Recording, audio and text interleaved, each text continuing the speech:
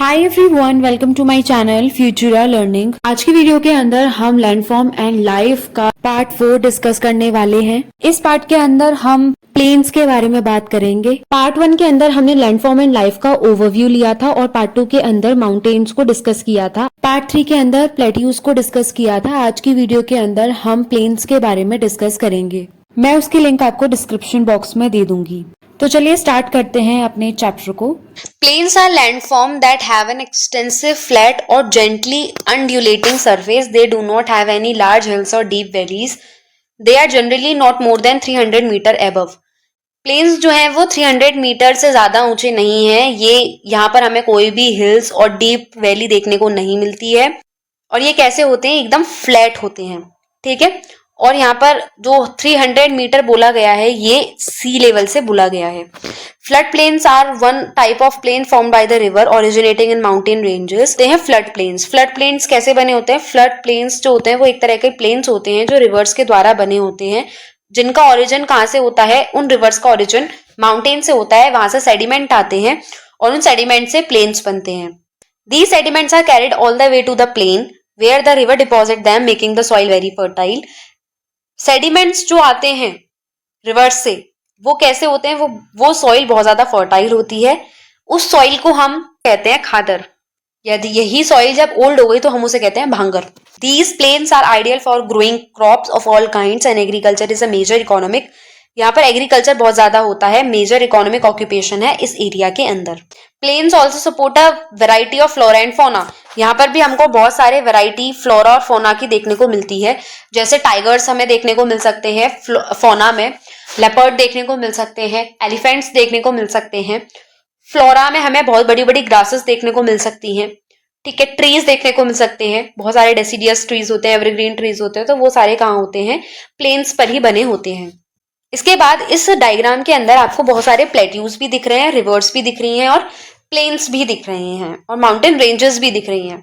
तो यहाँ पर जो भी ब्राउन कलर से है तो वो सारे क्या हैं? प्लेट्यूज हैं। जैसे Tibetan plateau, east African plateau और पेटागोनियन प्लेट्यू, मंगोलियन प्लेट्यू। तो ये सब क्या हो गए? ये सब प्लेट्यूज हो गए। इसके बाद कुछ रिवर प्लेन्स हैं जो रिवर से बने हुए हैं, उनके जो सेडिमेंट्स आते हैं उनके द्वारा जो बने हुए। एक होते हैं मिसिसिपी प्लेन और अमेजोन रिवर के पास में बना हुआ है अमेजोन प्लेन। इसके बाद नाइल के पास बने हुए नाइल के प्लेन, इंडस के प्लेन्स बने हुए, इंडस वैली जिसे हम कहते हैं, गंगा ब्रह्मपुत्र प्लेन बहुत बड़ा प्लेन इसे हम कहते हैं। और यांगत्से एक रिवर है जो येलो सॉइल लेके आती है और यहाँ पर येलो डिपोजिशन हो जाता है जिसकी वजह से इसे हम कहते हैं येलो सी। इसके बाद माउंटेन रेंजेस की बात करें तो यहाँ आ गया Ural mountain, Himalaya, Atlas, Rocky, Andes. These are the some examples of plateau, rivers, plains and the mountain ranges. ये पूरा क्या है? ये पूरा इंडिया है और इस इंडिया के नॉर्थ में हिमालयाज हैं। ये है पूरा तिब्बतन प्लेट्यू। पर इंडिया में यहाँ पर हमको बहुत सारी रिवर्स देखने को मिलती है। जैसे यहाँ पर रिवर देखने को मिल गई गंगा ब्रह्मपुत्र यहाँ से आती है और यहाँ पर इधर पाकिस्तान की तरफ हमें इंडस देखने को मिलती है। तो ये सारी हो जाती हैं और यहीं पर हमें थोड़े थोड़े प्लेन्स देखने को मिलते हैं। यहाँ ये पूरा प्लेन देखने को मिल रहा है, इस तरीके से यहाँ पूरा प्लेन देखने को मिल रहा है ना। बांग्लादेश में पूरा एक तरह से वो सेडिमेंट से ही बना हुआ है बांग्लादेश। अब हम ये देखते हैं लोग अपना जीवन यापन प्लेन्स में किस तरीके से करते हैं। Thousands of years ago, the first civilization developed around the rivers is fertile plain. In our times, to a large part of the world population lives in plain. जैसा यहाँ पर हम जानते हैं जो इंडस वैली सिविलाइजेशन है